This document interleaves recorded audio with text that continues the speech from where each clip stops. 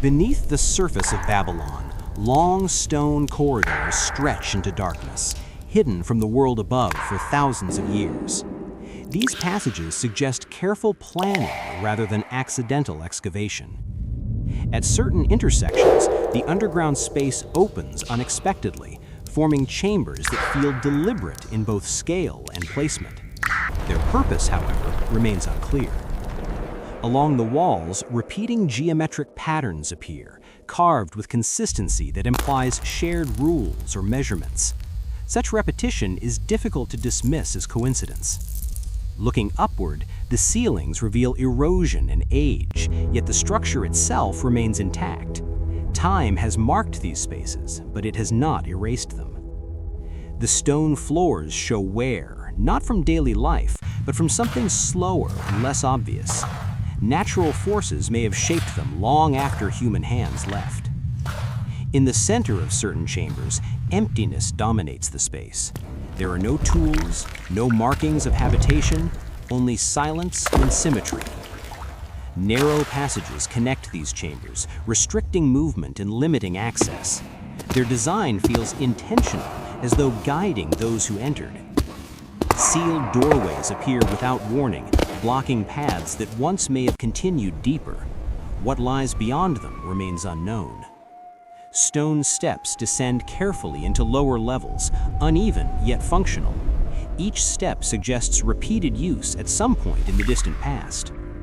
Some tunnels stretch forward with near-perfect alignment, disappearing into darkness. Their straightness challenges assumptions about early construction capabilities. Rows of stone columns stand evenly spaced, supporting the weight above. Their placement follows patterns still recognizable today. Close inspection reveals stone joints fitted with remarkable precision. Even now, the seams leave little room for explanation. Smaller chambers branch off from the main routes, quiet and isolated. They feel separate from the flow of the underground network. Faint markings appear on certain walls, worn almost beyond recognition. Whether symbolic or practical, their meaning has been lost to time. Vertical shafts rise toward unseen openings, allowing air to move between levels. These features hint at an understanding of underground circulation. Large halls emerge unexpectedly, their scale difficult to justify for simple storage or passage. Why such vast spaces were needed remains unanswered. Curved tunnels contrast sharply with the straight corridors nearby. This variation suggests more than a single phase of construction. In some corners, erosion reveals layers of stone beneath the surface. These layers quietly record a history older than the structures themselves. Doorways without doors mark transitions between spaces, offering no clues about what once separated them. Access may have been controlled in other ways. As the view pulls back, the complexity of the underground network becomes clearer. What was once thought to be isolated chambers now appears as part of a much larger design.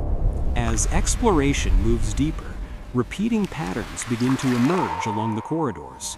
Their consistency suggests intentional design rather than random expansion. Some chambers open into uneven floors and irregular shapes, hinting at adaptations made long after the original construction. These changes blur the line between natural space and human intervention. Stone archways appear at key points, supporting heavy loads above. Their curved forms reveal an understanding of structural balance far ahead of its time. Cracks in the ceiling expose the slow influence of geological forces. Yet despite this pressure, the chambers remain largely intact. Carved markings on the walls draw attention to deliberate human activity. Their shallow depth suggests they were never meant to endure forever. Certain platforms stand raised above the surrounding floor, isolated and unexplained. Their placement invites speculation but resists certainty. Sloped passages guide movement downward, controlling both direction and pace.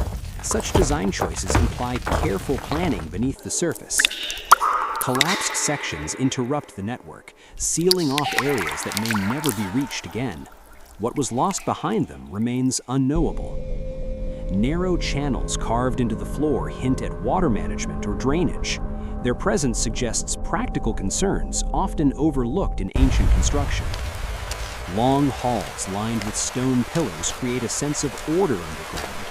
Their alignment reinforces the impression of a coordinated building effort. Ledges carved along narrow routes appear functional, possibly designed to guide movement through confined spaces.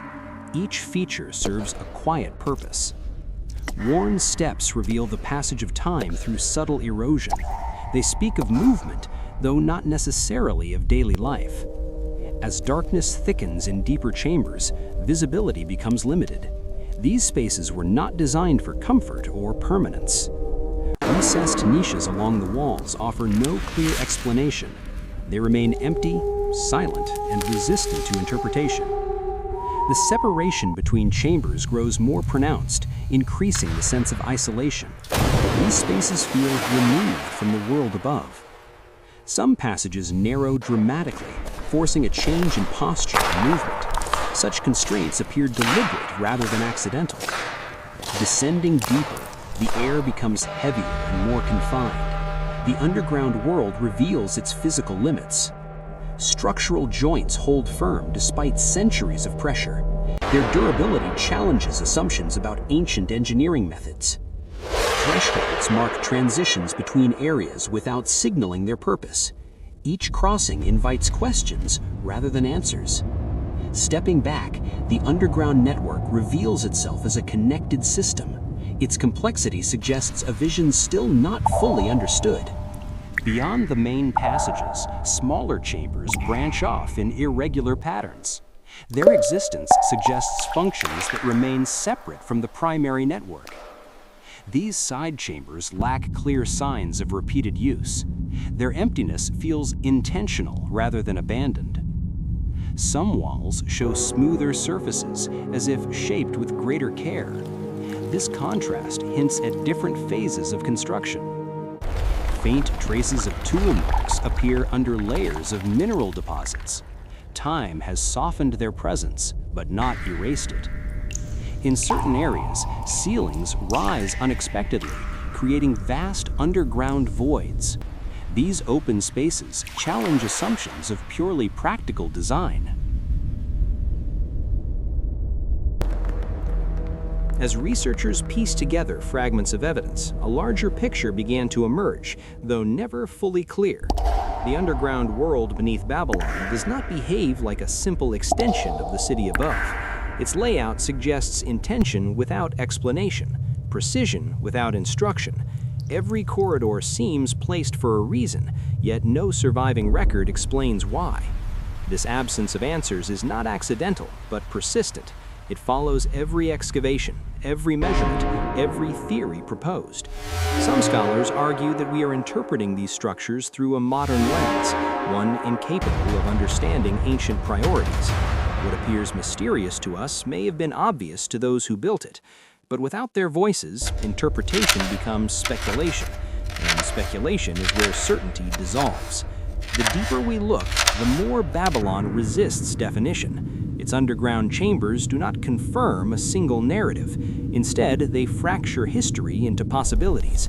Perhaps these spaces were never meant to be understood by later generations. Perhaps they served a function tied to beliefs or knowledge now extinct.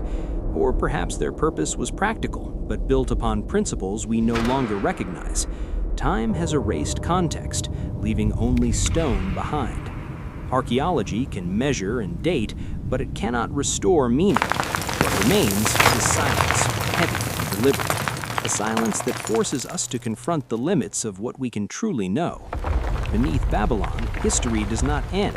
It withholds, and until new discoveries emerge, the underground world will continue to exist between certainty and doubt, unfinished, unresolved, and watching quietly from the dark.